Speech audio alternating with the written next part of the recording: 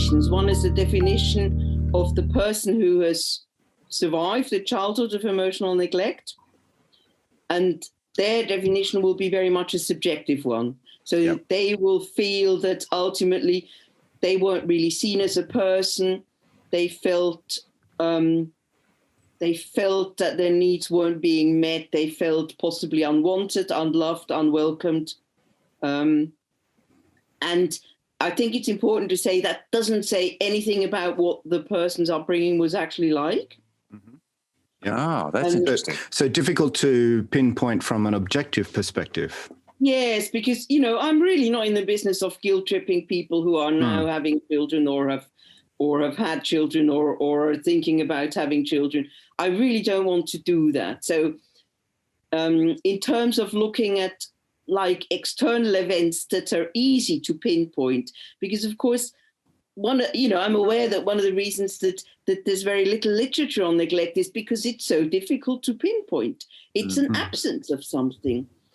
And it's very characteristic of people with early emotional neglect that they don't know what's wrong with them. They don't know what happened to them, and they haven't got a narrative for what happened. I think that is a part of the presentation, and it's serious. It's like a hole in the middle of your sense of who you are. If you've got that much of a gap in your autobiographical self. But then there's also the definition of what might have happened to a person that psychotherapists maybe need to look out for. And I think there's things like early loss of caregivers, postnatal depression of the mother, particularly. I mean, if you look at the literature of what's out there on postnatal depression, this huge amount of research, it's all about the mothers.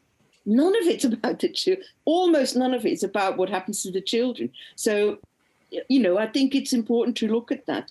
Again, without wanting to guilt trip these poor mothers. Yes, I think that's what's so beautiful. When I look at the book, you in the first chapter, you introduce us to 4 adults who are clients, and as you say, that we are always grateful when they contribute their stories. And these, we follow through in many aspects. But this total juxtaposition of here you are talking to somebody at various ages, and I think it's Pearl who's a mother herself, worried about doing these very same processes, and but you're dealing with the adults and the babies, kind of in the same holding. How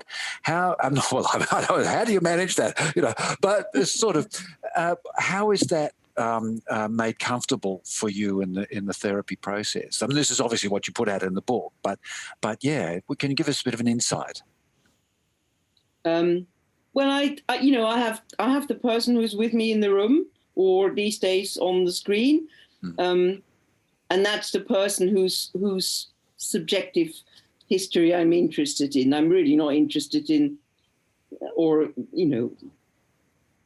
I might have some interest in what their parents' version is of what happened, but it's really not my focus.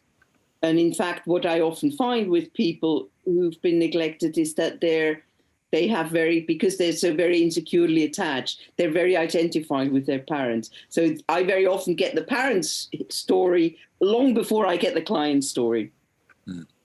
So it's often like, I hear somebody say, oh, well, I was a baby who wasn't very friendly or didn't make much contact. And I sort of think this is a piece of propaganda if I've ever heard one. Yeah. So is it hard for the client themselves to even identify that this is emotional neglect if it's not, if they don't see it as overt abuse? Yes, this thing of what's missing is such a hard thing to grasp for somebody. It's often very hard, yes. So often years of work because the attachment figures are so very protected often. So it often takes me a very long time to be able, and I've sort of learned not to insist on using the words. Because that can just amplify unnecessary attitudes.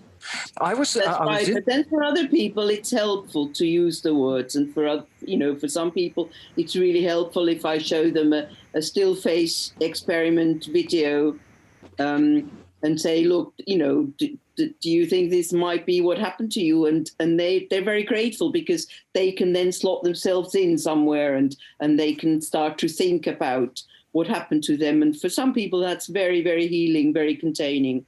Thank you for tuning in to The Science of Psychotherapy. Please like this video, subscribe to our channel, and hit that bell so that we can reach more people and bring you more Science of Psychotherapy. And if you're a mental health professional, check us out at thescienceofpsychotherapy.com.